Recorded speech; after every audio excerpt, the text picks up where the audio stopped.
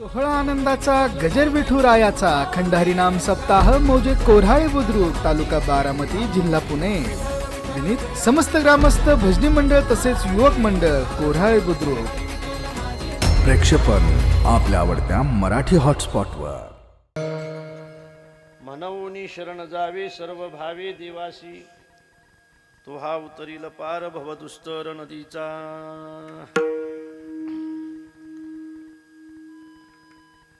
आज या ठिकाणी गणरायांच्या या पावन दरबारामध्ये गणेश जयंतीच्या निमित्ताने आजची ही कीर्तनरूपी सेवा आहे. खरं म्हणजे गणेश मंदिर ज्या जागेमध्ये उभं आहे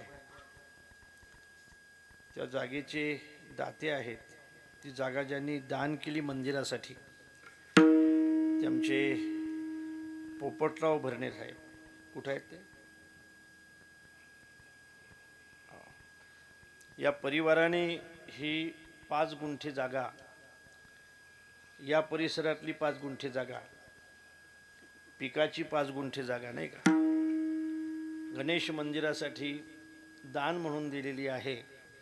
मला असं वाटतं की आपण सगळ्यांनी टाळी वाजून त्यांचं स्वागत करू.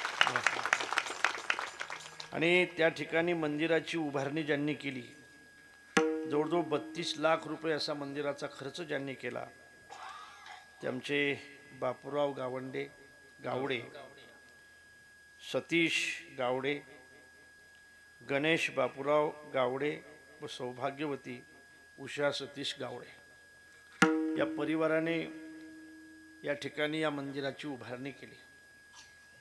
गणेशाचं हे मंदिर आहे. नामदेव महाराजांचा एक अभंग आहे किंवा जे वृक्ष लावती सर्व काळ तो यावरी शस्त्राचे झडला. नेहमी जे वृक्ष लावतायत ना त्याला पुढच्या जन्मामध्ये क्षेत्र भेटते. असं म्हणतायत की भूमिदाने होसी भूपाडू. भूमिदान करणाऱ्याला पुढच्या जन्मामध्ये भूपाळ म्हणजे या भूमीचा राजा होण्याचं सौभाग्य प्राप्त होते. भूमिदाने होसी भूपाडू. मग भूमिदान करण्याची पद्धत होती. भूमिदान करत होते लोक. गोशाळेला भूमिदान करत होते, मंदिराला भूमिदान करत होते. त्याचं कारण असं आहे की भूमिदाने होशी भूपाडू, कनकदाने कांती निर्मळू. पुढच्या जन्मामध्ये आपली कांती अत्यंत निर्मळ असावी असं वाटत असेल ना तर त्याने सुवर्णाचं दान केलं पाहिजे. बरं का? सुवर्ण दिलं पाहिजे. सुवर्ण म्हणजे सोनं. हो. मी थांबतो आणखी 1 तास कीर्तन झाल्यावर.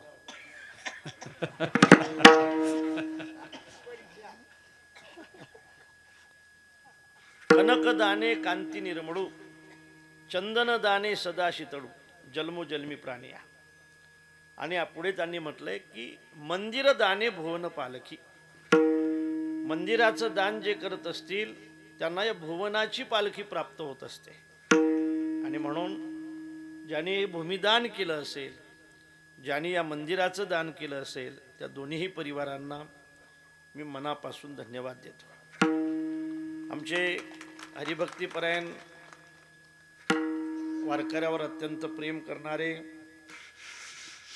खऱ्या अर्थाने आपल्या घरामध्ये श्रीमंती आणि संस्कृती टिकून ठेवणारे आमचे सोळसकर भाऊ या ठिकाणी उपस्थित आहेत. त्यांच्या आग्रहामुळे आमचे हे श्रीहरी महाराज यांचेही अत्यंत आग्रहामुळे या ठिकाणी आजची ही कीर्तनरूपी सेवा आहे. ज्यांना आम्ही नेहमी आमच्या कीर्तनात पाहत होतो त्यांचे चिरंजीव या ठिकाणी उपस्थित आहेत. गेल्या अनेक वर्षापासून आम्ही बरोबर आहोत असे हरिभक्तीपरायण फलके महाराज या ठिकाणी उपस्थित आहेत. आपण सगळेजण आहात. जगद्गुरु तुकोबारायांचा हा अभंग आहे. विठाल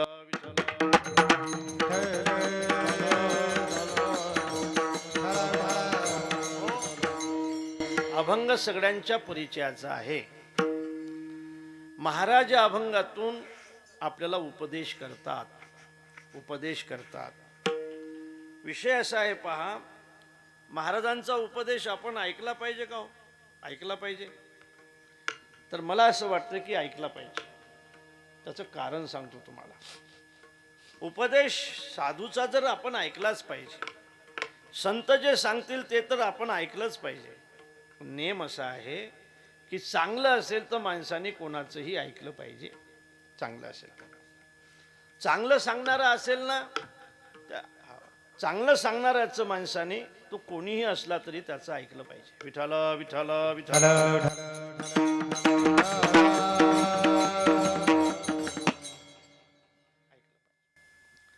तुमच्या वाड्याला जर आग लागली असेल, एखादा गरीब माणूस जर तुम्हाला धावत धावत सांगण्यासाठी आला असेल की पाटील, पाठीमागून तुमच्या वाड्याला आग लागली, मग तुम्ही ऐकणार नाही? नाही नाही, आम्ही गरीबाचं ऐकत नाही, आम्ही श्रीमंताचं ऐकणारी माणसं आहोत, आम्ही गरीबाचं कधी ऐकत नसतो. अरे बाबा, आग लागली ना, ऐकलं पाहिजे ना. ऐकलं नाही तर जळून भस्म होशील ना बाबा तू. म्हणजे असं म्हणतात चाणक्य एका ठिकाणी की हितम अप्य धनस्य वाक्यम न ब्रूह्यते.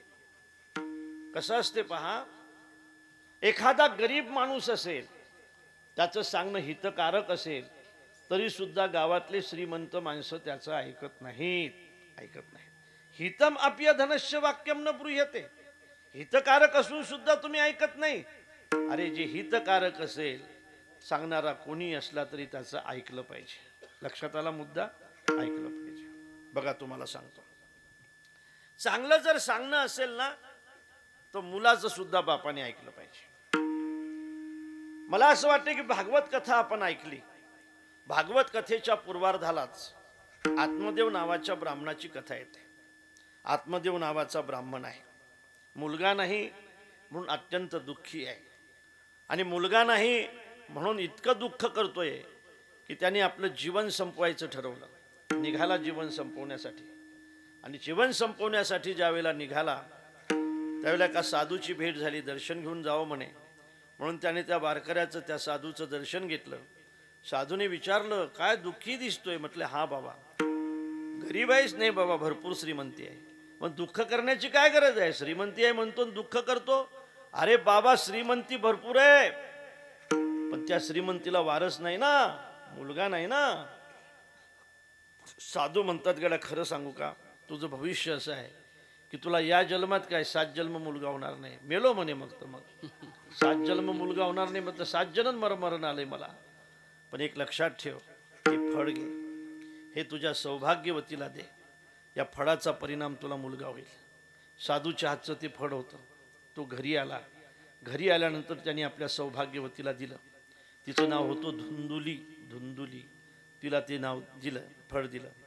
आणि हे फळ घे, आनंदाने सांगितलंय, हे फळ जर तू खाल्लं तर खऱ्या अर्थाने आपल्याला मुलगा होईल, साधूचा प्रसाद आहे. पण धुंदुलीने विचार केला की हे फळ खाल्ल्यानंतर मला दिवस जातील.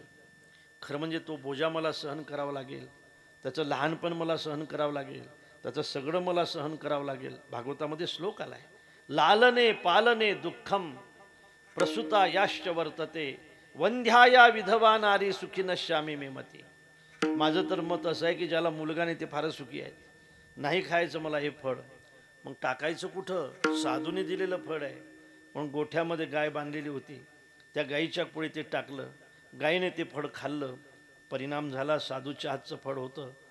आता तिकडे गाईला सुद्धा दिवस गेलेत आणि हिला तर फळ खाल्लंच नव्हतं, म्हणून हिने चिंध्या गुंडाळायला सुरुवात केली. तिची बहीण तिकडे गर्भवती होती. बरोबर त्यावेळेला तिच्या बहिणीचं मुलगं ते घेऊन आली आणि त्या ठिकाणी त्याचं नाव ठेवलं धुंदुकारी. धुंदुकारी. गोठ्यातल्या गाईला सुद्धा मुलगा झाला. त्याचा देह माणसाचा होता, कान गाईचे होते, म्हणून त्याचं नाव ठेवलं गोकर्ण. गोकर्ण असं नाव ठेवलं. धुंदुकारी मोठा झाला. धुंदुकारीने बापाला भयंकर त्रास दिला. मला असं वाटतंय की खरं म्हणजे मुलापासून बाप जितके दुःखी आहेत ना, तेवढे कोणापासूनच नाही. लक्षात ठेवा, मुलापासून बापाने दुःखी राहू नये असं जर वाटत असेल तर अगोदर तो बाप सुसंस्कृत असला पाहिजे, अगोदर तो बाप निर्व्यसनी असला पाहिजे, अगोदर तो बाप चांगला असला पाहिजे. चांगल्या मुलाची इच्छा करता आले का? मुलगा चांगला असला पाहिजे अशी इच्छा करताय, रोज संध्याकाळी लेझिम खेळत घरी येत आहे, मुलावर कसे चांगले संस्कार होते? म्हणून धुंदुकारीने आपल्या बापाला भयंकर त्रास दिला, भयंकर त्रास दिला. आता वडिलाला पश्चाताप झाला, नसतं झालं तर बरं पाहिलं असतं. या फळाचा हा परिणाम मला काय माहीत. पण जो गोकर्ण होता तो बिचारा एका मठामध्ये साधू म्हणून राहत होता. गोकर्णाकडे बाप गेला, आत्मदेव गेला. आत्मदेवाने गोकर्णाला विचारलं, गोकर्णा मी माझ्या उद्धारासाठी आता काय केलं पाहिजे. त्यावेळेला गोकर्णाने सांगितलं की बाबा, असार खलु संसारो दुःख रूपी विमोहकहा सुतकश्य धनम कश्य स्नेवान जलते निशं. बाबा आजपर्यंत या प्रपंचाने कुणाला मला देणार आहे बाबा, हा प्रपंच दुःखच देणार आहे बाबा. अरे पण मी ब्राह्मण आहे, माझा उद्धार झाला पाहिजे, मी काय करू सांग. गोकर्ण म्हणतो बाबा आता तुम्ही वनात निघून जा. आत्मदेव म्हणतो किंग कर्तव्य वनेता तत्वम वद सविस्तरम. ऐकताय ना तुम्ही. अरे पण वनात जाऊन करू काय, काय करू वनात जाऊन. त्यावेळेला गोकर्णाने आपल्या वडिलाला उपदेश केला, धर्मम भजस्व सततम त्यज लोक धर्मान सेवस्व साधु पुरुषान जहि काम तृष्णान अन्यष्ट दोष गुण चिंतन माशु मुक्त्वा सेवा कथा रसमहो नितराम पिबत्वम धर्मम भजस्व सततम.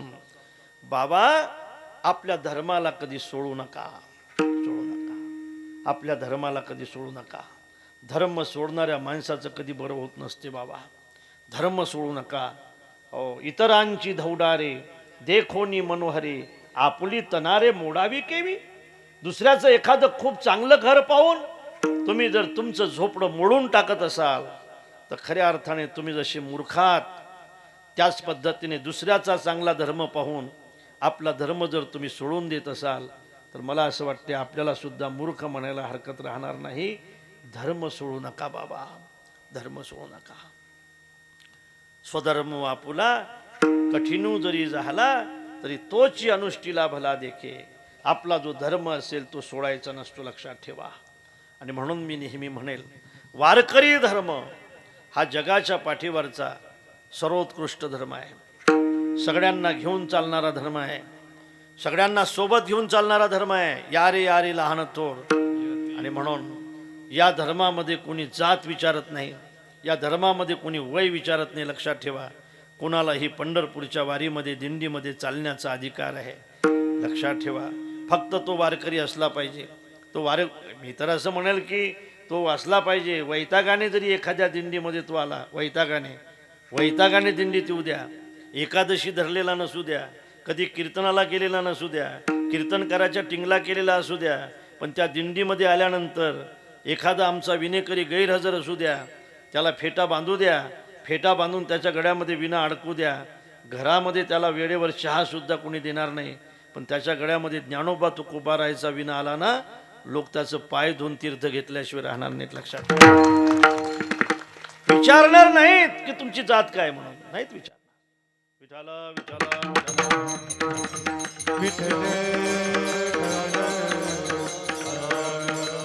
हा हा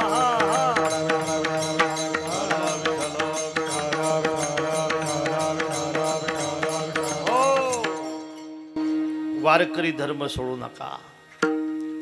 दुसरा धर्म जरी तुम्हाला म्हणत असेल की आमच्या धर्मात या जाऊ नका.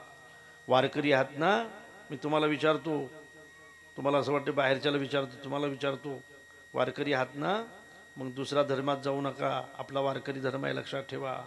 नाही का, कंठी मिरवा तुळशी व्रत करा एकादशी म्हणवा हरीचे दास तुका म्हणे मज यास. आणि म्हणून वारकरी धर्मासारखा धर्म नाही. पण माझं असं मत आहे, पहा तुम्ही त्याला उत्तर द्या मला. आपा खरं म्हणजे वासुदेवा, सगळे धर्म जर सारखेच असतील तर कोण्याही धर्मात जायला काय हरकत आहे बरं? आहे का काही हरकत? नाही, काही हरकत नाही. हो, सगळे धर्म जर सारखेच आहेत तर कोण्याही धर्मात जायला काय हरकत आहे? अरे हो, नाही काही. सगळे रस्ते जर एकाच ठिकाणी जात असतील तर कोण्याही रस्त्यानं जायला काय हरकत आहे? काय हरकत नाही. तुमचं काय मत आहे? हा, अरे काही मत आहे का नाही तुम्हाला? म्हातारी आहे का? गेली, बरं जाऊ द्या, आहे ना. हा, मग घाबरू नका. सगळे मार्ग जर एकाच ठिकाणी जात असतील तर कोण्याही मार्गाने जायला का हरकत आहे? काही हरकत आहे? तुमची काही हरकत आहे? तुमची काही हरकत आहे? तुमची नाही. सगळे धर्म जर सारखेच असतील तर कोण्याही धर्मामध्ये जायला का हरकत आहे? असा जर एखादा वारकरी धर्मातला माणूस म्हणत असेल तर त्याचं मला उत्तर आहे, साहेब, सगळे धर्म जर सारखेच असतील तर मग वारकरी धर्मातच राहायला का हरकत आहे?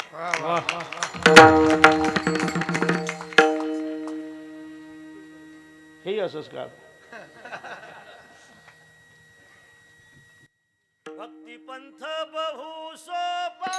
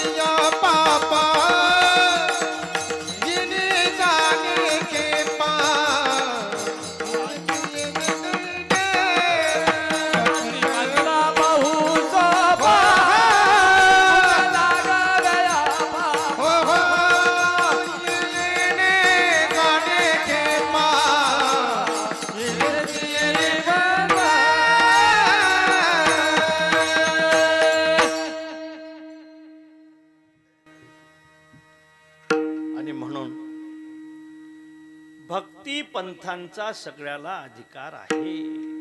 सकळांशी इथे आहे अधिकार. अभंग लक्षात ठेवा बरं. अभंग कोणचा आहे? अभंग लक्षात आहे ना? भक्ती पंथाचा अधिकार सगळ्यांना आहे, सगळ्यांना आहे. भक्ती पंथ बहु सोपा. म्हणून सज्जनानो, मला हे सांगू द्या की आत्मदेव नावाचा ब्राह्मण, त्याचा मुलगा गोकर्ण त्याला समजावून सांगतो, धर्मम भजस्व बाबा सततम तेजलोक धर्मान सेवस्व साधू पुरुषान. मग आणखी काय करू बाळा? साधू संतांची सेवा करा. सेवस्व साधू पुरुषान जेही काम तृष्णा. आशा सोडून द्या बाबा, आता आशा सोडून द्या. अन्यश्च दोष गुणचिंतन माशु मुक्त्वा. ऐका, दुसऱ्याच्या दोषाचा विचार करू नका, गुणदोषाचा विचार करू नका. कशाला करताय बाबा? दुसऱ्याचा गुणदोषाचा विचार करणं म्हणजे पाप विकत घेणं आहे, लक्षात ठेवा. निंदा करणारी माणसं आहेत ना, निंदा करणारी माणसं तुमच्याकडे आहेत का? मुद्दाम यांच्याकडे बोट दाखवू का तुमच्याकडे? इकडे आहेत का? इकडे जास्त कुकडे आहेत का? इकडे जास्त आहे का? इकडे नाही. निंदा करणारी इकडची जास्त का? हा हा हा इकडे जास्त आहेत. विठाल विठाल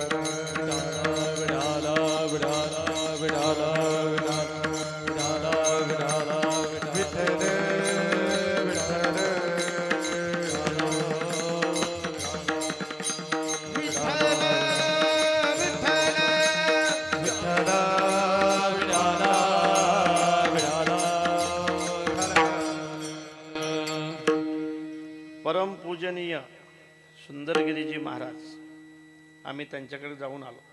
आता मला वाटतं मागल्या महिन्यातच होतं वाटतं. सुंदर मठ आहे, सिद्धेश्वराचं स्थान आहे आणि महाराज त्या ठिकाणी फार मोठ्या साधूची परंपरा आहे आणि त्या परंपरेचे महाराज पाईक आहेत.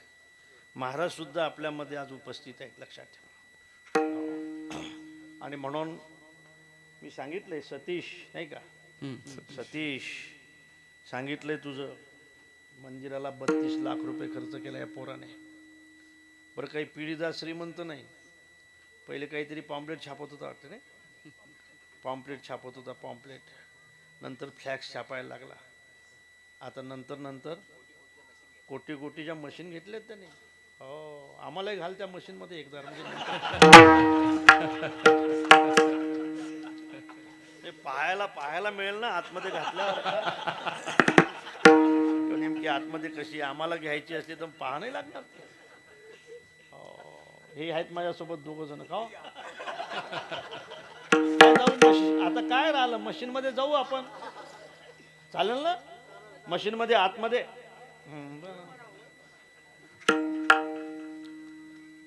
धर्मम भजस्व सततम अन्यष्ट दोष गुण चिंतन माशु मुक्त्वा. दुसऱ्याच्या गुणदोषाचा विचार करू नका बाबा. देवा कथा रसमहो नितराम पिबत. मला हे सांगायचं आहे तुम्हाला, गोकर्ण नावाच्या मुलाने सांगितलं, त्याच्या बापाने ऐकलं म्हणून उद्धार झाला. म्हणून चांगलं असेल तर मुलाचं सुद्धा बापाने ऐकलं पाहिजे. मोठ्या लहान भावाचं सुद्धा मोठ्या भावाने चांगलं असेल तर ऐकलं पाहिजे. नौकराचं सुद्धा मालकाने चांगलं असेल तर ऐकलं पाहिजे. गरीबाचं सुद्धा श्रीमंताने चांगलं असेल तर ऐकलं पाहिजे. नाही भावाचं सुद्धा ऐकलं पाहिजे, गरीबाचं सुद्धा ऐकलं पाहिजे, आई वडिलाचं सुद्धा ऐकलं पाहिजे. आणखी कोणाचं ऐकलं पाहिजे?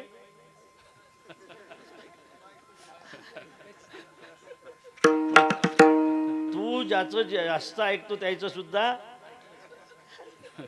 तू ज्याचं ऐकतो त्याचं सुद्धा. तू कोणाचं ऐकतो? जास्त कोणाचं ऐकतो सांग? हा बाय आई वडिलाचं ऐकतो जास्त, बायकोचं ऐकतो म्हणते. बरोबर आहे का याचं? बरोबर आहे याचं? बरोबर आहे काय? बरोबर आहे. अरे मी तुम्हाला विचारतो, हे म्हणते बरोबर आहे का? बरोबर आहे ना? तुमचाही अनुभव असाच वाटते.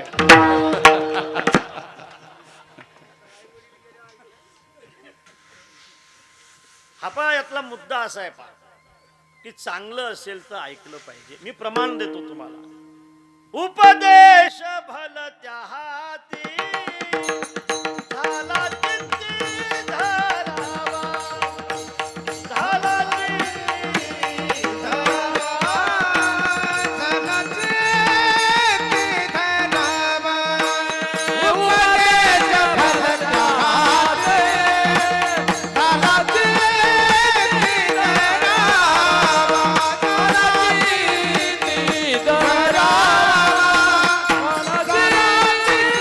धरावा.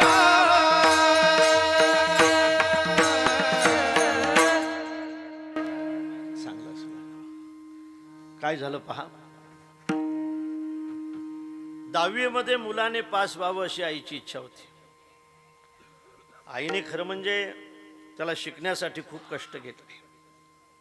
आपलं पोरग शिकलं पाहिजे, 10वी पास झालं पाहिजे, 10वी पास झाल्यानंतर 12वी पास झालं पाहिजे, 12वी पास झाल्यानंतर D.Ed झालं ना पोरग की मग आपण सोळसकर साहेबाला सांगू, ते पवार साहेबाला सांगतील, एखाद्या संस्थेवर मास्तर म्हणून लागेल, माझं म्हातारपण सुखात जाईल, असं त्या आईला वाटत होतं. पोरग 10वी मध्ये पास व्हावं अशी तिची इच्छा होती. आणि पोराची परीक्षा झाली बरं का. ते मार्कशीट घेऊन घरी आलं. घरी आल्यानंतर आईच्या जवळ त्याने ते मार्कशीट दिलं. आईला नाऱ्याचा राग आला, कारण नाऱ्या 3 विषयामध्ये नापास झाला होता. ज्याच्यासाठी दुसऱ्याच्या घरचं खुरपण केलं, दुसऱ्याच्या घरातलं धुणं भांडं केले, ते पोरग 10वी मध्ये नापास झालं. आईला राग येणं साहजिक होता. आईला अधिकार असल्यामुळे आईने त्याच्या कानाखाली जाळ काढला. बापावर गेला का मूर्खा नाऱ्या, कोणावर गेला?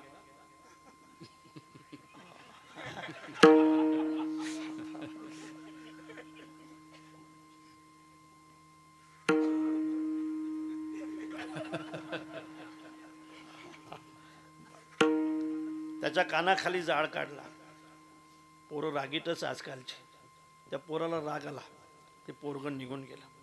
1 वर्ष झालं, 2 वर्ष झाले, 3 वर्ष झाले, 4 वर्ष झाले. पोराचा फोन नाही, पत्र नाही, कुठे आहे माहीत नाही. आई सारखी विचार करत होती. देवारासमोर बसल्यानंतर कधी गणपतीला, कधी खंडोबाला, कधी विठोबाला पाण्यात ठेवत होते. सारखे नवस करत होते बिचारी. कधी कधी तिचा विचार अनुचित होत होता ना, त्यावेळेला ती जोराने हंबरडा फोडत होती, म्हणत होती, देवा असं नको करू रे राजा. माझं पोरगं ज्या ठिकाणी असलं त्या ठिकाणी असलं तरी चालेल, माझ्याशी नाही बोललं तरी चालेल, पण ते सुखाने असलं पाहिजे. असेल त्या ठिकाणी असलं तरी चालेल, पण ते सुखाने असलं पाहिजे रे देवा. जोराने हंबरडा फोडायची. सज्जनानो, मुलाला काय वाटते मला माहीत नाही, पण मुलं ज्या वेळेला दूर जात आहेत ना, त्यावेळेला आईला काय वाटते याच्यासाठी इतक्या जोरानं नको वाजवू. थोडीशी थांबते, थोडीशी. विठाला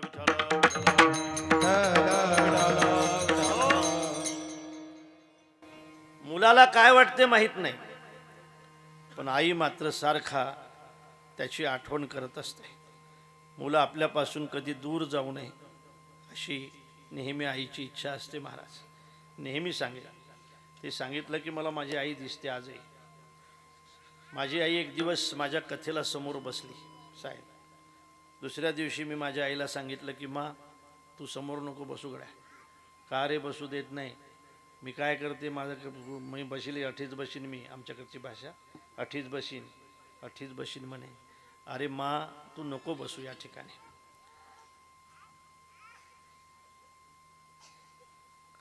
का बसू देत नाही? म्हटलं मा, प्रसंग कोणचाही असला तरी तुझे डोळे सारखे पाजरत असतात. प्रसंगाने भाव असला पाहिजे ना मा. तसा प्रसंग असेल तसं असलं पाहिजे ना मा. मला नाही कथा करता येत, मला कधी विनोद करायचे असतात, मला हे सगळं सांगायचं असते, आणि तू रडत राहते. मला नाही कथा करता येत. तू माझ्यासमोर बसू नको, तू बाजूला बसत जायकडे. त्या दिवशी माझ्या आईने माझं, तिचं अंतकरण असं होतं सांगण्याचं की खरंच मी अडाणी आहे रे, मी साधी आहे, मी खेड्यातली आहे, मी अशिक्षित आहे, मला यातलं काहीच समजत नाही तुझ्या कथेतलं खरं म्हणजे. पण मला एवढंच समजते, प्रसंग कोणचा आहे हे मला समजत नाही, पण हे सगळे प्रसंग सांगणारा माझा मुलगा एवढंच मला समजते. हे आईचं अंतकरण आहे बघा. हे मुलांना नाही समजणार, मुलांना नाही समजणार. आणि म्हणून माय रडत होती. एक दिवस देव्हाऱ्यासमोर बसलेली असताना बाहेरून एका भिकाऱ्याचा आवाज आला, ताई भिक्षावाळ. भिक्षावाळ म्हटल्यानंतर ताई दुर्डीजवळ गेली. एक कोरभर भाकरी तिने आपल्या हातात घेतली, निघाली भिकाऱ्याकडे. भिकाऱ्याने आपली झोडी अशी पोळी केली. ती भाकरी वाळत असताना भिकाऱ्याची नजर ताईच्या चेहऱ्याकडे गेली. ताईचे डोळे पाजरत होते, ओठ थरथरत होते. भिकाऱ्याने आपली झोडी आवरून घेतली. भिकारी म्हटला, ताई मला भीक वाढण्यासाठी जर तुला काही त्रास असेल घरून तर कशाला वाटतं? रडकदान नको आम्हाला, आम्हाला अनेक घरं असतात, येतोय मी.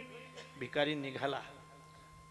आईचा कंठ दाटून आला आणि आईने आणखी एकदा आवाज दिला त्याला, दादा तुला भीक वाढायसाठी रडत नाही रे मी, दादा दादा असं म्हटल्यानंतर भिकारी परत फिरला. भिकाऱ्याचे डोळे सुद्धा पाणावले. भिकारी म्हटला, ताई खरं सांगू का, आजपर्यंत मला भीक वाढणारे खूप भेटले, पण दादा म्हणणारी फक्त तू भेटले. भिकाऱ्याला कोण दादा म्हणते ताई? काय झालं, का रडते ताई तू? दादा नापास झालं होतं म्हणून आईचा अधिकार असल्यामुळे मी त्याला मारलं. एक थापड मारली फक्त, गेलं की मला सोडून निघून. 4 वर्ष झाले, निरोप नाही रे राजा, कुठं आहे माहीत नाही. पोरग आहे माझं, ते पोरग, मी त्याची माय आहे. मी काही आजी नाही, मी काही आत्या नाही, माय आहे मी, माय. कसं आहे पोरग तुझं ताई? त्याचा बांधा कसा आहे? सड पातळ बांधा आहे. त्याचा वर्ण कसा आहे? सावळा वर्ण आहे. त्याची उंची मध्यम उंचीच आहे. त्याचं नाक सरळ नाक आहे. त्याचे केस कुरोडे आहेत, सड पातळ बांधा आहे, सावळा वर्ण आहे, मध्यम उंची आहे. ताई एक गोष्ट सांगू, त्याच्या डाव्या गालावर मोस आहे का? म्हटले हां, डाव्या गालावर मोस आहे. डाव्या गालावर मोस आहे. मग चिंता करू नको ताई, पाहलंय मी त्याला, तो जसा तुझा मुलगा आहे तसाच तो माझा भाचा आहे. त्याला घरी आणून देण्याची जबाबदारी आता माझी आहे. एक लक्षात ठेवा, मी हे कशासाठी बोललोय तुमच्याशी? नाही नाही, तू गरीब आहेस, तू भिकारी आहेस, तुमचं नाही ऐकायचं आम्हाला असं म्हणाल तुम्ही? चुकल्या पुत्राची शुद्धी वार्ता जेनी आदरी ऐके माता. 4 वर्षापासून ज्या मुलाची आणि आपली भेट नाही, त्याचा निरोप जर एखादा माणूस घेऊन येत असेल सापडलाय म्हणून, आई किती प्रेमाने ऐकते. म्हणून उपदेश कोणाचाही असू द्या, चांगला असेल तर तो ऐकला पाहिजे, ऐकला पाहिजे. विठ्ठल विठ्ठल विठ्ठल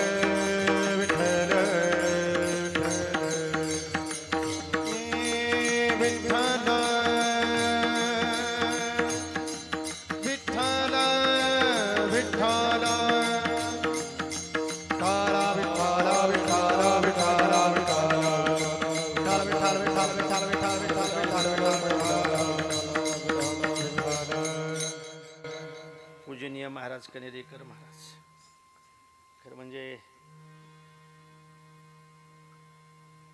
चांगलं चाललं होतं आमचं, आले मधात.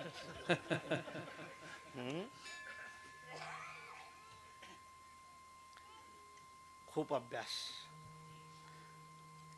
आता महाराष्ट्रामध्ये नाही का, विद्वत्वम सुजनत्वम, विद्वत्वम आणि सुजनत्वम म्हणजे विद्वत्ता आणि नम्रता या 2 गोष्टी एकत्र येत नसतात, नाही का. 2 गोष्टी एकत्र येतात. विद्वत्वम सुजनत्वम एकत्र येते. ते तुम्हाला जर एकत्र पाहायचं असेल तर यांच्याकडे पहा.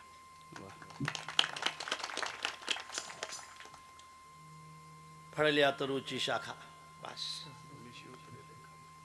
आणि म्हणून पूजनीय महाराज या ठिकाणी उपस्थित आहेत. आमचा विषय असा चालला होता की बाबा उपदेश चांगला असेल तर ऐकला पाहिजे.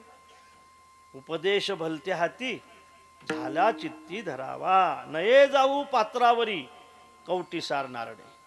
पात्राचा विचार करत असाल तर मग आतलं काही भेटणार नाही ना. नाही या नारळाला शेंड्याचा आहे तर मग डौल कसं भेटेल? नाही या फणसाला काटेचा आहे तर मग घर कसा भेटेल? घर कसा भेटेल? नाही हा वक्ता आपल्या जातीचाच नाही तर मग उद्धार कसा होईल? अरे राव, माकडाचं सुद्धा ऐकलं पाहिजे. योनी जन्मला मरकट परितो वैष्णवा माझी अतिश्रेष्ठ, त्याशी म्हणावं या कनिष्ठ ईसा पापिष्ट कोण आहे. ज्या हनुमंतरायचं स्वतः प्रभू ऐकतायत. विभीषण ऐकतो सोडा, नाही का, सूर्य ऐकतो हे सोडा, ज्याचं सगळ्यांना ऐकावं लागतंय ते प्रभू सुद्धा हनुमंतरायचं जर ऐकत असतील तर मला असं वाटतंय की सांगणारा कोण आहे याचा विचार करायचा नसतो, काय सांगतो याचा विचार करायचा असतो. लक्षात ठेवा, काय सांगतो. आणि म्हणून महाराजांना उपदेश करण्याचा अधिकार कसा नसेल बरं? महाराजांना उपदेश करण्याचा अधिकार आहे.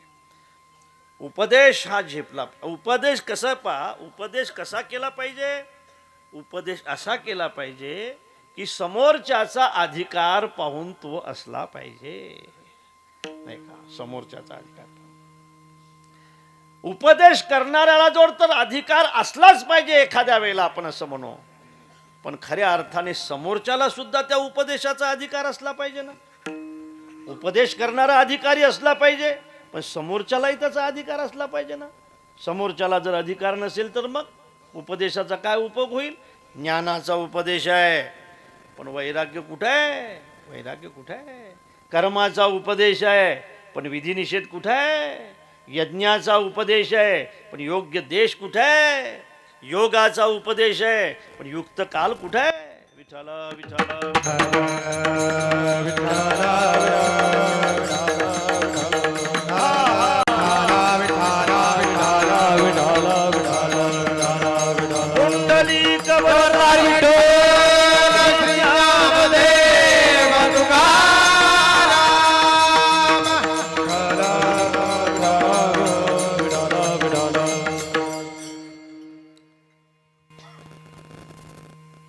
पूजा ठरवली. पूजेसाठी ब्राह्मण आले 9 वाजता. बाईचं अर्धघर सारवणं झालं होतं. ब्राह्मण बुवा आल्यानंतर तोपर्यंत यजमान झोपलेलेच होते. बाई गेली. बाईने कान धरून यजमान उठवला. आहे ना रे? यजमानाला 9 वाजेपर्यंत झोपलेल्या यजमानाला कसं उठवलं पाहिजे? हलवून नाही, कान धरून. 9 वाजेपर्यंत यजमान झोपलेला होता. यजमान उठवला. उठवल्यानंतर यजमानाने आंघोळ केली. यजमान समोर बसला. ब्राह्मण बुवाने तोपर्यंत पूजा मांडलेली होती आणि मंत्र म्हणता म्हणता आता ब्राह्मण बुवा म्हटले, डोळ्याला पाणी लावा. कोणाच्या डोळ्याला पाणी लावायचं हे यजमानाला माहीत नसल्यामुळे यजमानाने ब्राह्मणाच्या डोळ्याला पाणी लावला. अधिकार सांगायचा अधिकार.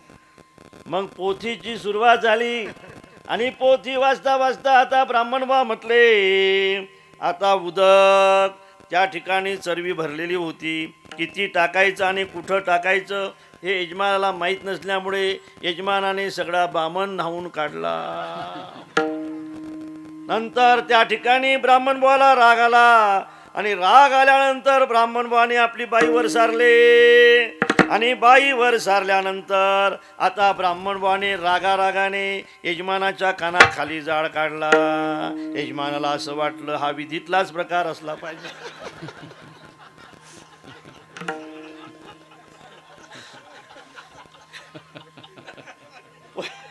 पूजा करता करता ज्या अर्थी आपल्या कानाखाली जाळ निघला त्या अर्थी विधीतलाच एक प्रकार असला पाहिजे. आता ब्राह्मण बुवाने जशी विधी केली तशी आपल्याला विधी करावी लागेल. यजमानाने सुद्धा विधी आटोपली. मग मात्र ब्राह्मण बुवाला जास्त राग आला. ब्राह्मण बुवा हे 70 वर्षाचे असून 35 किलोचे होते आणि यजमान हा 50 वर्षाचा असून 100 किलोचा होता. ब्राह्मणाला जास्त राग आल्यामुळे ब्राह्मण बुवा त्याच्या छातीवर बसले आणि त्या ठिकाणी बाई कमरेवर हात देऊन पाहत होती. बाई काय पूजा आहे बाई, काय बाई पूजा, कशी बाई पूजा बाई, काय बाई पूजा, बापरे कशी बाई, आता कसं होईल बाई. यजमान आता यजमान ज्यावेळेला यजमानाची नंबर येईल त्यावेळेला ब्राह्मणाचं काय होईल बाई.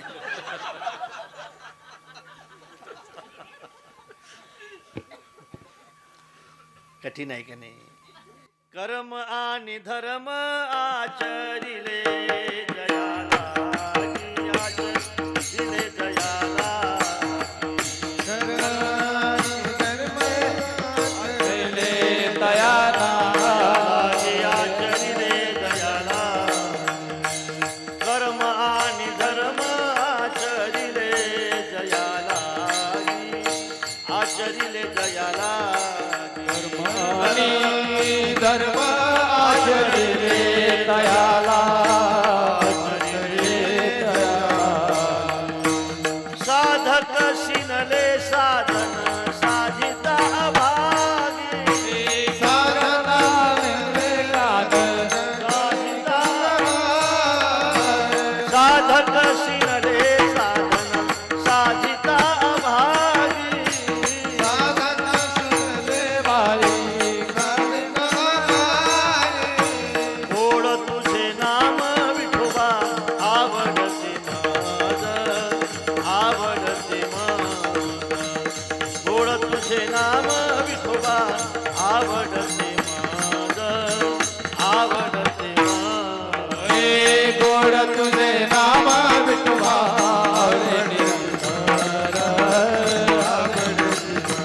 हे गोड तुझे नाम विठोबा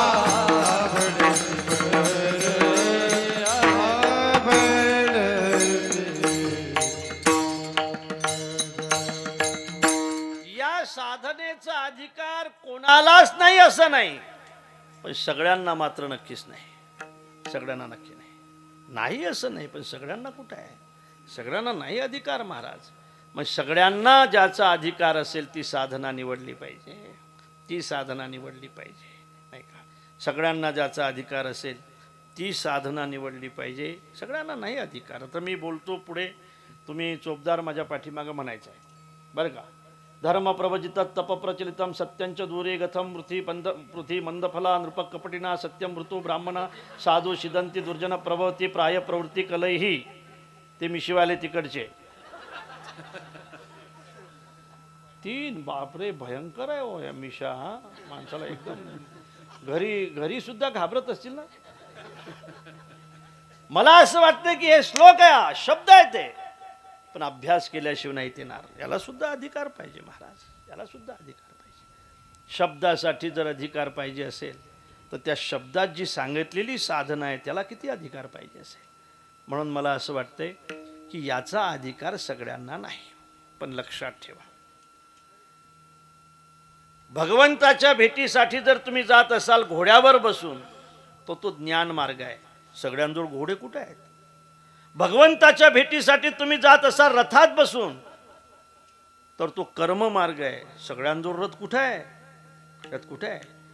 भगवंताच्या भेटीसाठी तुम्ही जात असाल डोलीत बसून तर तो भक्ती मार्ग आहे. पण मला वाटतं सगळ्यांजवळ डोली कुठे आहे? सगळ्यांजवळ डोली कुठे आहे? हे सगळ्यांजवळ नसलं तरी एक गोष्ट मात्र सगळ्यांजवळ आहे की तुम्ही पाय आहेत तोपर्यंत त्या पायाने तुम्ही भगवंताच्या भेटीसाठी जाऊ शकता. हा शरणागती मार्ग आहे महाराज. शरणागती सगळ्यांना सगळ्या साधनेचा अधिकार नाही, पण एका साधनेचा शरण जाण्याचा अधिकार मात्र सगळ्यांना आहे. म्हणून महाराज म्हणतात या साधनेचा तुम्हाला अधिकार नाही ना, उद्धार व्हावा असं वाटतंय ना, तर मग तुम्ही काय केलं पाहिजे? मनवोनी शरण जावे, मनवोनी शरण जावे,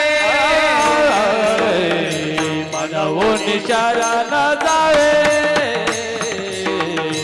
मनवोनी शरण जावे. सर्व भावे देवासी, सर्व भावे देवासी, तुम उतरेल पार,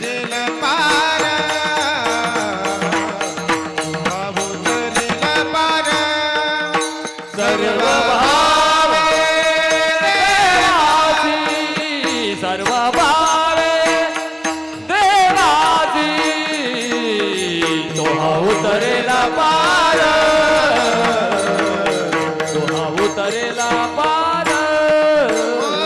भगवानी शरण जावे, सर्व भावे देवासी, सर्व भावे देवासी, सर्व भावे देवासी. मनवोनी शरण जावे, सर्व भावे देवासी, सर्व भावे देवासी, सर्व भावे देवासी. या साधनेचा अधिकार सगळ्यांना असल्यामुळे महाराज म्हणतात तुम्ही शरण गेलं पाहिजे. कोणालाही नाही, देवाला शरण गेलं पाहिजे. आपण शरण जातो पण जळाला शरण जातो, आपण शरण जातो पण जीवाला शरण जातो.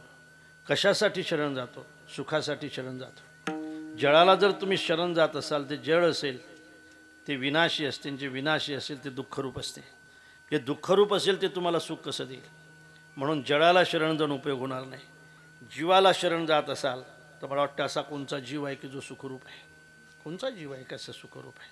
हो नाही. आपण जर इथंही प्रयोगामध्ये एखाद्या वेळेला विचार केला तर मी आपल्याला खरं म्हणजे प्रामाणिकपणे विचारतो, तुम्ही सुखी आहात? हां खरं सांगा बा, सुखी आहात का? म्हणजे मला प्रयोगासाठी विचारायचं आहे, सुखी आहात का? सुखी गुडघे वगैरे दुखतात का? हा मग सुखी आहे का तुम्ही? मग सांगा बा किती टक्के तरी? 50%. किती टक्के सुखी आहे तुम्ही? 50% आहे की काय म्हटले मग पहिल्याने? तुमचं कसं काय हो पुढे तिकडे? तुम्ही सुखी आहे का? नाही ना. नाही ते प्रमाणे तुम्ही नाही. चला मग माझ्यासोबत. जो देखे सो दुखिया बाबा सुखिया को ही नहीं रे राजा दुखिया प्रजा दुखिया दुखिया धनरंकारे आशा मनशा सब घट व्यापी कोई नहीं महल सुनारे जो देखे सो दुखिया बाबा. तुमचं कसं काय नाही म्हणजे काय नाही हा सुखी आहे का तुम्ही हो आमच्याकडे 1-1 लाख रुपये भेटतायत पहा खरंच तुम्ही 4 जण चाला 4-5 जण 1-1 लाख रुपये देतो तुम्हाला फक्त फाशी घ्यावं लागेल.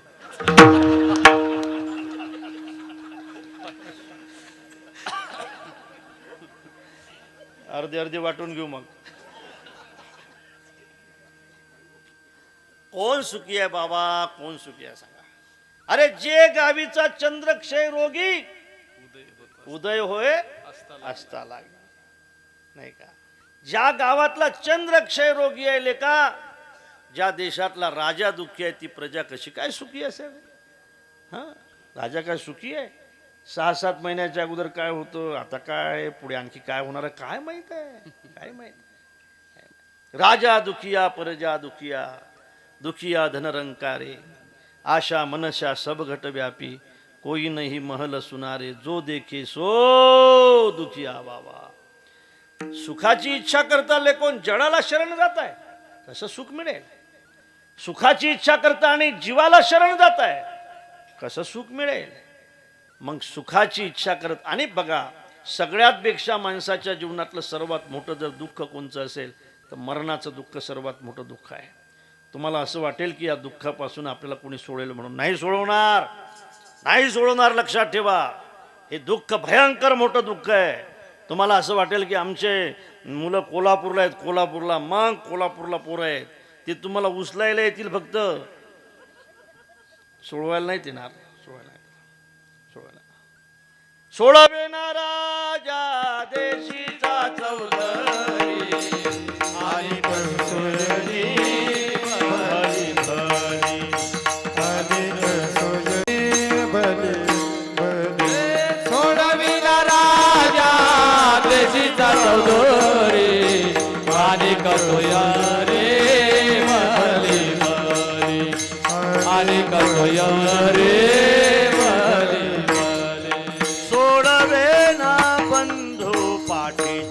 बहीना सोडविना बंधू पाठची बहीना सोडवे ना बंधू पाठीची बहीना सोडविना बंधू पाठची बहीना शेजेची कामेना दूर राहे शेजेची कामिना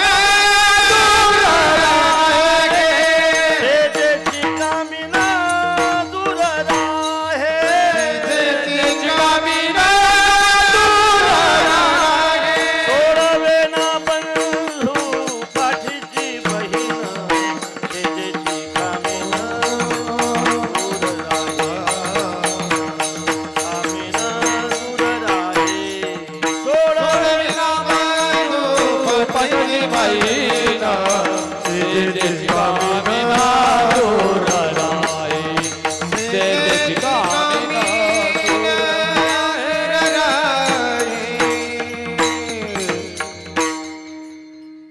बंधू म्हणतोय आपण शेवटी बंधू असतो. बहीण म्हणतोय आपण पण मला असं वाटतं की बऱ्याच बहिणीमध्ये आणि भावामध्ये भांडणं चालू आहेत महाराज. कोर्टामध्ये आहेत. ते म्हणतात 40 गुंठे आहे त्यातली 20 गुंठे आमची आहे. अरे बाबा दिले ना तुम्हाला नाही म्हटलं त्यातली पाहिजे नाहीतर मग केस टाकतो. असे काही भांडणं आहेतच ना बहीण भावामध्ये. काही भाऊ बिचारे आहेत पण काही भावामध्ये सुद्धा भांडणं आहेत. ती सुद्धा इस्टेटसाठीच आहेत पैशासाठीच आहेत. म्हणून सज्जनानो लक्षात ठेवा जे मुलं इस्टेटसाठी मायबापा देखत भांडत असतील आणि खऱ्या अर्थाने मायबापाला जर त्याच्यामुळे दुःख होत असेल तर तर त्या मुलांना मी सांगेल की लेको इस्टेटसाठी भांडायचं असेल ना, मायबापाला मरू द्या मग भांडा. तुम्हाला जर दम निघत नसेल तर मायबापाला अगोदर मारा आणि मग भांडा. त्यांना फार दुःख होतं रे या गोष्टीचं, फार दुःख होते. खरं म्हणजे मी माया बसेल आहेत माझ्या पुढे काही. डोळा कोणचा प्रिय आहे आणि कोणचा अप्रिय आहे हे जसं म्हणता येत नाही. दोन्ही डोळे जसे आवडते आहेत तसं आईला सगळेच मुलं सारखे असतात. पण मला असं वाटतं की बऱ्याचदा त्याच्याकडे जास्त लक्ष आहे, याच्याकडे जास्त आहे असं म्हटलं जाते. म्हणून सज्जनानो, या प्रपंचापासून सावध रागडा. तुम्ही असावा मी असो, लक्षात ठेवा. तुम्ही असावा मी असो, तुम्ही सावधच राहा, लक्षात ठेवा. तुम्ही जरी तुमच्या डोळ्यावर पडळ असेल तर ते काढून टाका, लक्षात ठेवा. सावधच राहा, तुम्ही सावधच राहा. नामचिंतन करत राहा. जोपर्यंत तुमच्याजवळ 2 पैसे शिल्लक असतील तोपर्यंत त्याच्याकडून धर्मकार्य करत राहा. पोरं करू देणार नाहीत, बरं लक्षात ठेवा. करू देणार नाहीत पोरं. तुम्ही बघा, पोरायचा तुम्हाला अनुभव पाहिजे असेल ना तर एखाद्याचं पहा तुम्ही, भयंकर.